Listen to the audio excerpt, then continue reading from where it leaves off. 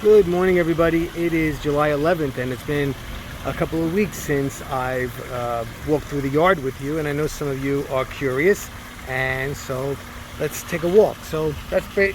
In the morning, my routine is usually to clean the pool, get the robot in there, and pinch the plants, check what's going on, and water before the heat sets in. Okay, so let's take a look at how everything's doing. We might as well start right here with this container. This was really lush, I want to say last week, but we've had a string of very hot days, so they're kind of like pulling back. But what I did was I do pinch these every day because we don't want them to go to seed. But of course, I miss a few, like I just missed that one right there, and I have to keep going in there. And I want to say, like, maybe when I'm home, if I have the time, like twice a day, I'll go in and I'll pinch off the flowers. And also with the marigolds, I make sure that I get the ones that are spent, because I don't want the plant to go to seed and think it's all over, because that's the goal of these plants, right? These annuals, they want to make seed, and then that's it, call it a day. So I'm going to have to keep on top of that, but otherwise it is not looking too bad, right? Doesn't that look pretty against the blue in the water? The monkey grass there and my coral bells, that's the one I split. It didn't get fatter, but it took hold. I have to get rid of these flower stalks soon. I have gone in and cut off some of the leaves that got burnt from the intense heat. The cat mint right here, remember this is the area that I just redid this spring. The cat mint, I had to take off all of the flowers because they were looking like really gray, and you see some remnants of them right in there, but they are beginning to come back again, so we should get flowers coming. There's some of the violet plants that spread all the way from over there to here, and I'm leaving them right now because I thought it might give it a nice look against these rocks. This vinca vine, which is growing really nice, I saw one flower on it. I don't know where it is. It's somewhere. I might have missed it somewhere else. Another catmint right there. My sedum that I split and transplanted here. I'm keeping them basically the same size because I want them to look the same as the season goes on. There's a alyssum back there. No flowers. I had to cut the flowers off. And you see, but the plant is looking okay. It's starting to come back. I'm hoping for more flowers. I'm not really sure. I'm not really educated on all of these plants. I mean, I do try to look, sorry for my finger, I do try to look and see, on YouTube and stuff to see what people say about them, but I basically, I'm one of those people that try it. Let's see what happens.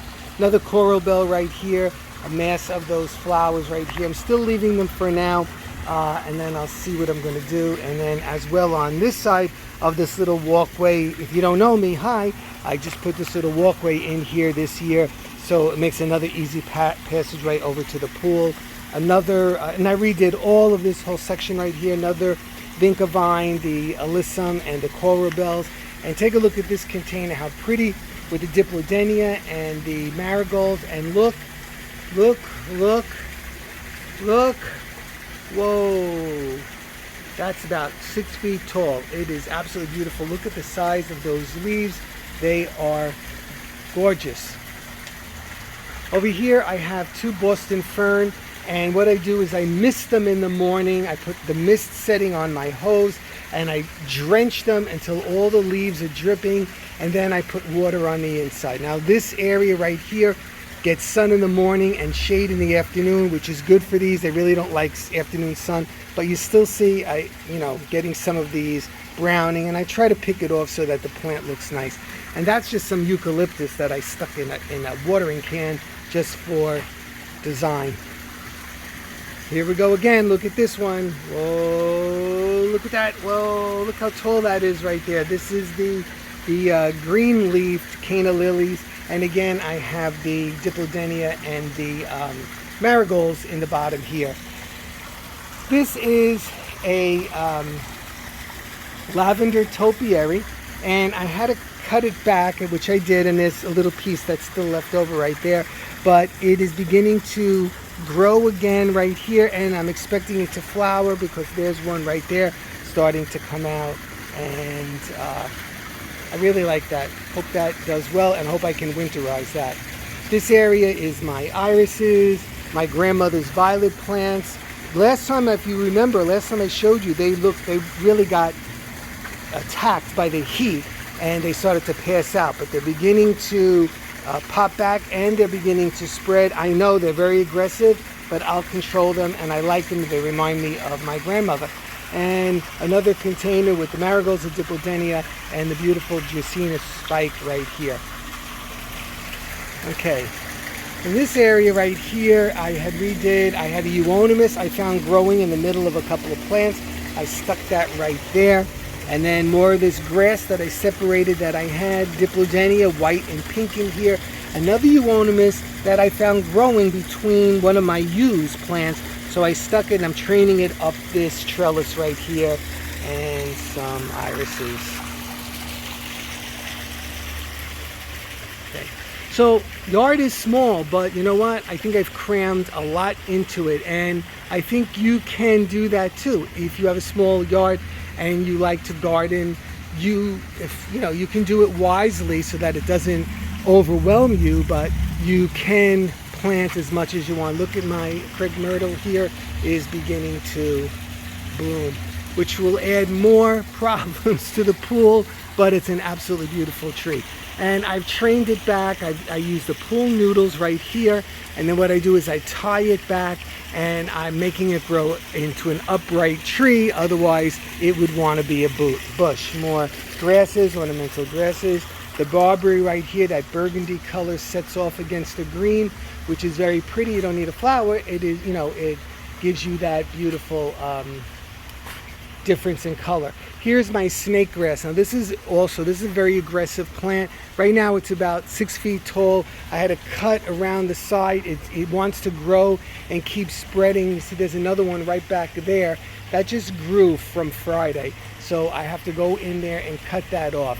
This is the smoke bush right here, which my father gave me this. I have it on the side of the house, and I found this one growing in the rocks next to it. So I took it and I planted it here. And so now I have a second one growing, which I'm really happy about that.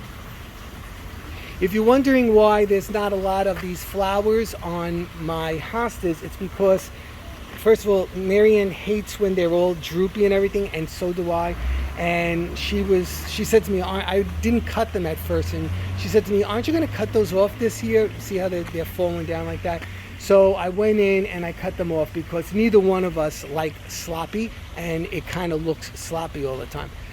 There is a basil plant that I stuck here. I planted basil in a few different spots this year because I found last year that, as the season progresses, it will change in the area that it's in its growing habit. So this is one of the first places that I planted some basil. It's doing okay, but already you can see from the heat, the leaves are beginning to get a little bit tiny. You have to make sure you go in and pinch those flowers off that grow on the top so that it doesn't go to seed, and you can continue to have basil. Here's another one of my lavender topiaries right here, and all of this right here, there's my finger, there it is. All of these stalks right here, this is all new growth on there. So have I gone in and trimmed it? Yep, I couldn't help myself, so I did trim it. My tiger lilies are just about spent right here. There's a couple of flowers left on them. You can see the flower stalk grew almost 5 feet tall, and it was beautiful. The rain kind of flopped them down. They're flopping back up again, and I do go in and I cut off the spent ones. Look at my sedum right here. It is fighting for sunlight between all of these hostas right here, and it grew way bigger than it did last year. Way bigger. Okay, here is my secret pathway that I made back here, going to my little vegetable garden. Here is my tiger lily farm. I'm growing these tiger lilies that I found growing between the rocks, and I'm letting them get established. Here's some of our Italian parsley. This is one spot that I have it, and the leaves are nice and big. You can see it's doing well. We use that a lot in our cooking. Take a look at this basil plant, how big it is. And also I had a I found a canna lily bulb stuck in a pot somewhere, and I just stuck it in here, and it's way behind, but it's beginning to grow. Here are my Cubanelle peppers, and you can see they are growing. There's one right there, there's another one over there, and there's another one right there. So these are coming along. My tomato plants are still tiny, but I make sure that I am mounding up the bottom. You see, you mound up the dirt on the bottom because these want a lot of root system. Plus I pinch off the suckers so that the energy will go to the fruit. I do have some flowers, some, not sun, some flowers, and I'm starting to get a tomato here and there. Here's my little secret pathway. I made this so I can walk back and forth in the garden.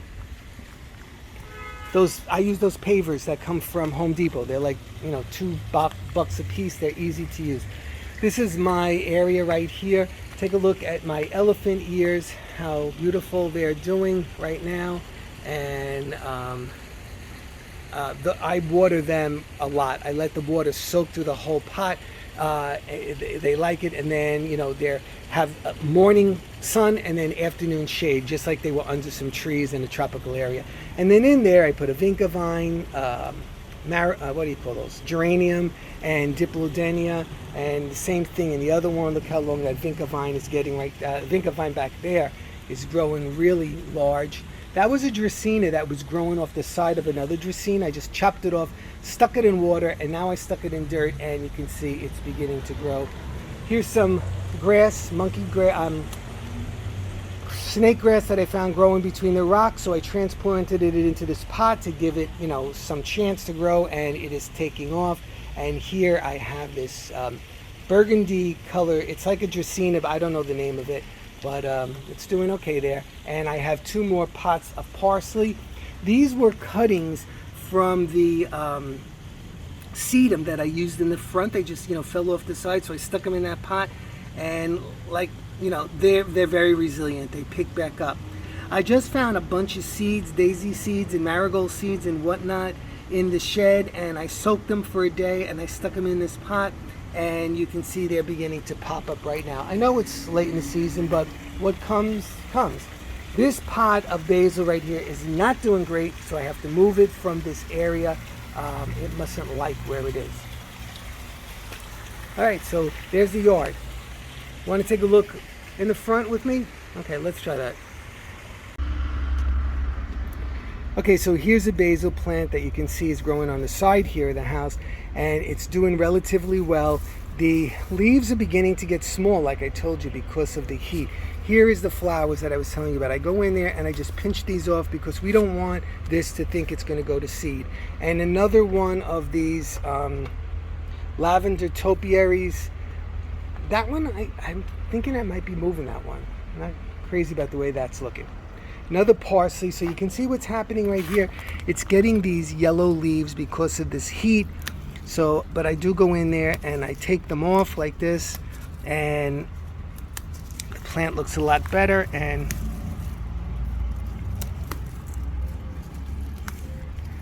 want no extra energy spent on anything that's not worthy.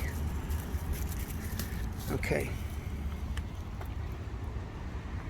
Here is my neighbor. My neighbor just gave me, sorry, the air conditioner this morning. My neighbor just gave me these other lilies right here. I just stuck them in the ground right now until they can get established. These are my spaghetti string beans and my makeshift trellis that I made. So you can see they are growing well. Look, they're all the way up to there. They're going to attach onto the fence, and shortly we will be having spaghetti string beans. And yum, I love those. Marianne makes them with tomato sauce and garlic for me, and I love them. Another canna.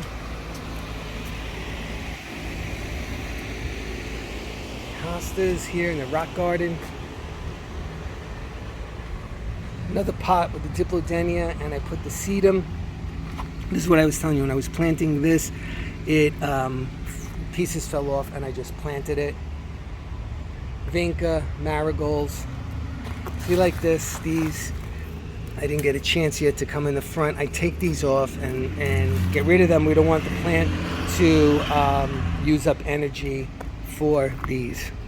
Goodbye. Off.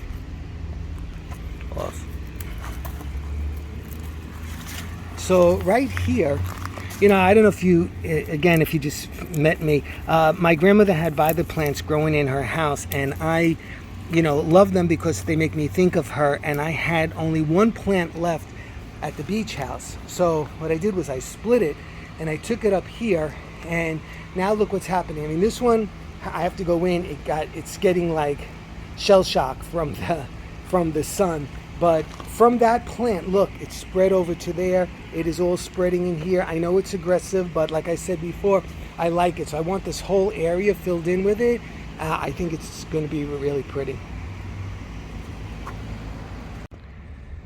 Okay, so here I have another Diplodenia here in this pot with another sedum growing out the side of it. And you can see I have to come in and trim. I'm always walking around with my clippers in my hand.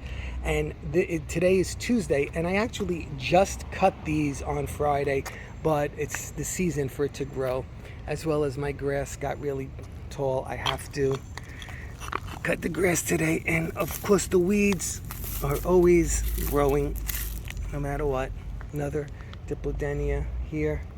See, all this growth happened in the past 4 days. So Joe's got to get out here and cut. There's that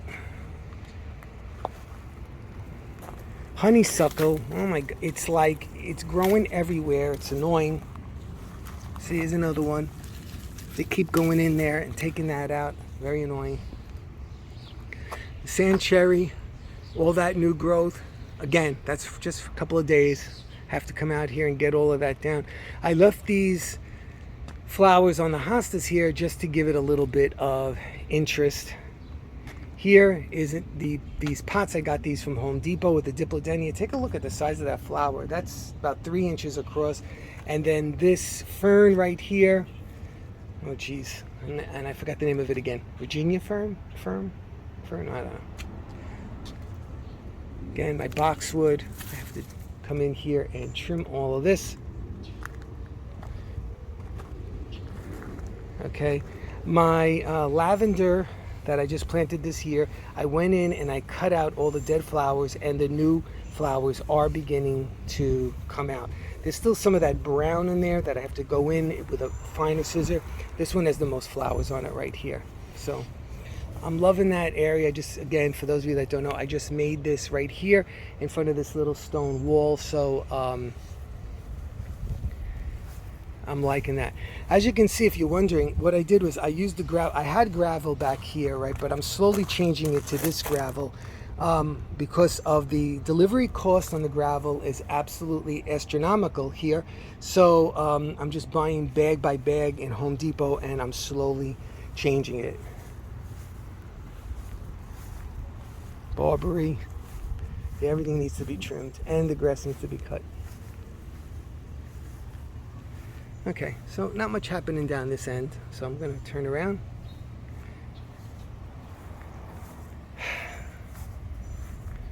And come around this way. So something exciting happened. HISEA Garden Boots contacted me. Take a look at my mint growing. HISEA Garden Boots contacted me, and they have agreed to send me some boots, and Marianne as well.